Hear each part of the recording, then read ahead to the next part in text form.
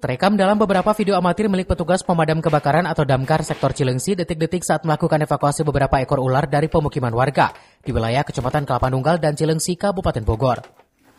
Proses evakuasi ular tersebut berkat adanya laporan warga yang resah akan keberadaan ular yang masuk ke pemukiman warga. Bahkan petugas beberapa kali menangkap ular jenis piton atau sanca yang masuk ke rumah warga, baik yang bersarang di plafon rumah, dalam toilet, bahkan ada yang bersarang di tempat tidur atau kasur warga.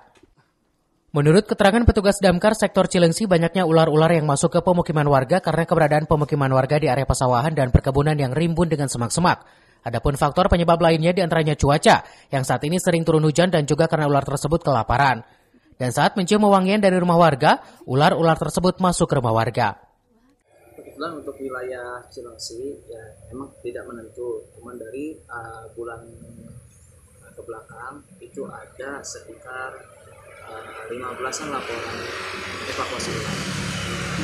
Nah itu ular-ular tersebut di dalam rumah apa di luar rumah, Bang?